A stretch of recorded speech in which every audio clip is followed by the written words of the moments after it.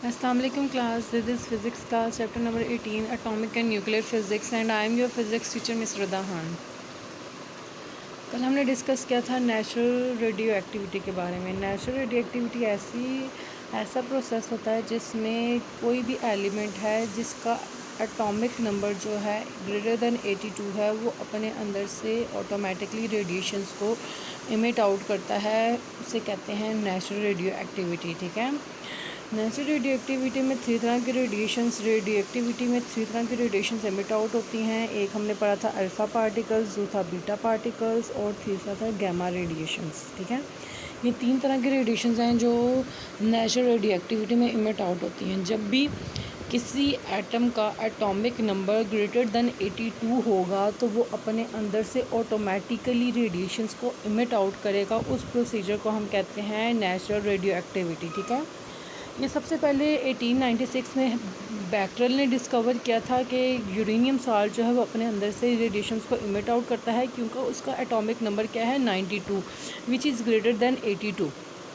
ठीक है, उसके बाद मैरी क्यूरी और उसके हस्बैंड ने डिस्कवर किया था पोलोनियम और रेडियम जो हैं वो भी नेचुरल रेडियो एक्टिव एलिमेंट हैं जो अपने अंदर से ऑटोमेटिकली रेडिएशंस को इमिट आउट करते रहते हैं। ठीक है, अब हमारे पास नेक्स्ट टॉपिक है बैकग्राउंड रेडिएशंस। बैकग्राउंड रेडिएशंस क्या होती हैं कि हमारी जो एटमॉस्फेयर में, इन्वायरमेंट में जो सब्सटेंसेस मौजूद हैं वो अपने अंदर से माइनर क्वांटिटी में नहीं लेकिन थोड़ी बहुत क्वांटिटी में रेडिएशंस को इमिट आउट करते हैं और वो हमारे इन्वायरमेंट में क्या बनाते हैं, बैकग्राउंड रेडिएशंस। ठीक है, बैकग्राउंड रेडिएशंस क्या होती हैं, इसकी डेफिनेशन है, पहले मैंने मार्क की हुई है स्टार्ट से। Radiation present in atmosphere due to different radioactive substances are called background radiations. ठीक है, रेडियो एक्टिव सब्सटेंसेस हैं उनकी वजह से एटमॉस्फेयर में जो रेडिएशंस हैं उनको हम कहते हैं background radiations.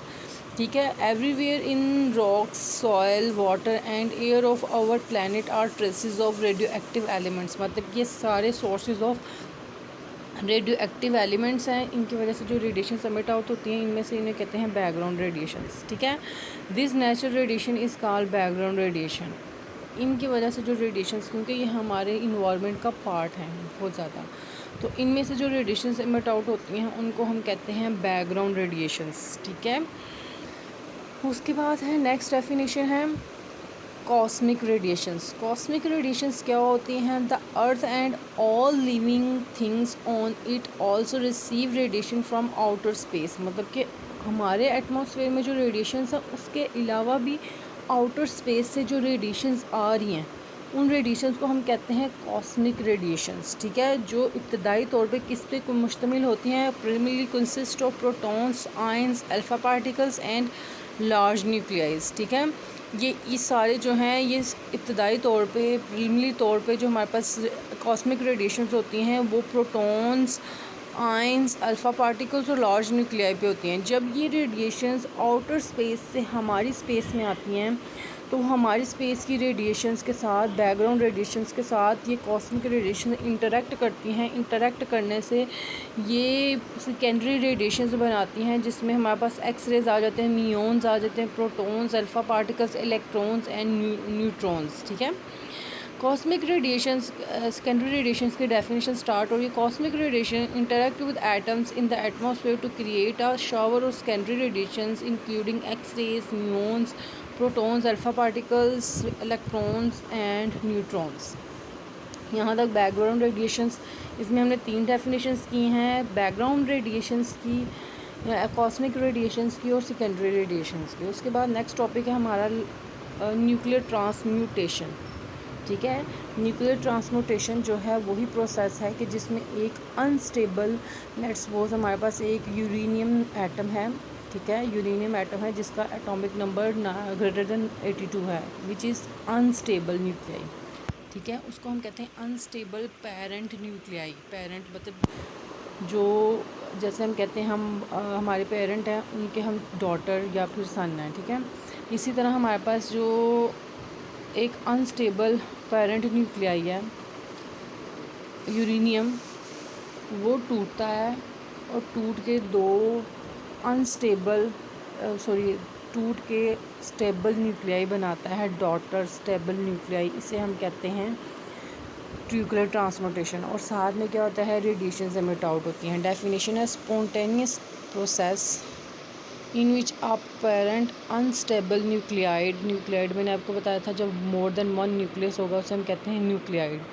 Changes into a more stable daughter nuclide with the emission of radiation is called nuclear transportation. मतलब कि ऐसा प्रोसेस जिसमें एक अनस्टेबल पेरेंट न्यूक्लियाई है वो टूट जाता है और टूट के स्टेबल डॉटर न्यूक्लियाई में चेंज हो जाता है और साथ में रेडिएशन एमिट आउट होती हैं, उस प्रोसेस को हम कहते हैं न्यूक्लियर ट्रांसपोर्टेशन। और रेडिएशंस कौन कौन सी होती हैं वो हमने पढ़ी हैं, अल्फ़ा पार्टिकल, बीटा पार्टिकल और गैमा रेज। ठीक है, अब इसमें कुछ रिप्रेजेंटेशन लिखी हुई है, आपने इस चीज़ को देखना है। नीचे इसकी एक्सप्लेनेशन है। Now we represent radioactive decay by means of a nuclear equation in which an unstable parent nuclei को हमने एक्स से रिप्रेजेंट किया है, changes into a daughter nuclide with emission of an alpha particle, beta particle और gamma raise.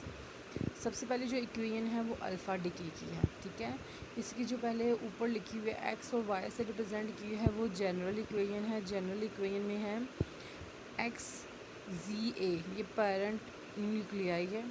ठीक है, unstable nuclei, वो change होगा इनटू डॉटर न्यूक्लियाई में, जिसमें जी जो है वो -2 होगा, ए -4। मतलब कि ऐसा न्यूक्लियस जिसके अंदर एक्सेस ऑफ प्रोटॉन्स और न्यूट्रॉन्स होंगे वो अपने अंदर से अल्फ़ा पार्टिकल को डिके करेगा। ठीक है, लेट्स सपोज एक न्यूक्लियस है, उसके अंदर न्यूट्रॉन और प्रोटॉन ज़्यादा होंगे। ठीक है, वो अपने अंदर से 2 प्रोटॉन को और 2 न्यूट्रॉन को इमिट आउट करेगा, और वो हम इमिट आउट करने के बाद हमारे पास कौन सा पार्टिकल इमिट आउट करेगा, अल्फ़ा। ठीक है, और साथ में एनर्जी हर रिएक्शन में क्या होगी, इमिट आउट होगी एक्स। अब ये देखें, हीलियम न्यूक्लियस है। हीलियम न्यूक्लियस आपको पता है उसमें 2 प्रोटॉन्स और 2 न्यूट्रॉन्स होते हैं।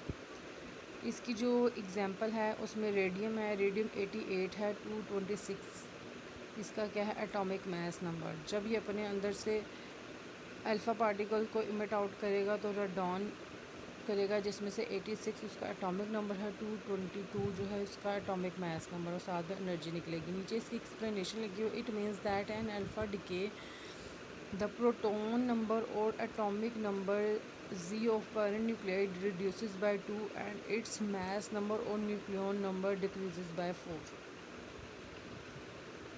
उसके बाद है बीटा पार्टिकल। बीटा पार्टिकल में क्या होता है, किसी भी पेरेंट अनस्टेबल न्यूक्लियाई में से जब एक्सेस ऑफ न्यूट्रॉन होंगे। ठीक है, बीटा डिके में और अल्फ़ा डिके में क्या फ़र्क है, बीटा डिके में सिर्फ और सिर्फ एक्सेस ऑफ न्यूट्रॉन्स होगी किसी न्यूक्लियाई में, तो वो अपने अंदर से बीटा पार्टिकल को इमिट आउट करेगा।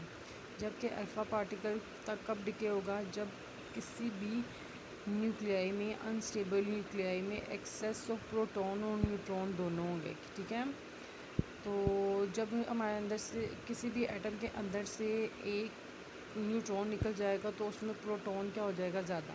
ठीक है, ज़्यादा हो जाएगा तो Z+ आ जाएगा, और एटॉमिक मास नंबर क्या हो जाएगा, सेम। क्योंकि अगर एक न्यूट्रॉन निकला तो एक प्रोटॉन ज़्यादा होगा तो एटॉमिक मास नंबर सेम होगा, बस एटॉमिक नंबर क्या हो जाएगा, ज़्यादा।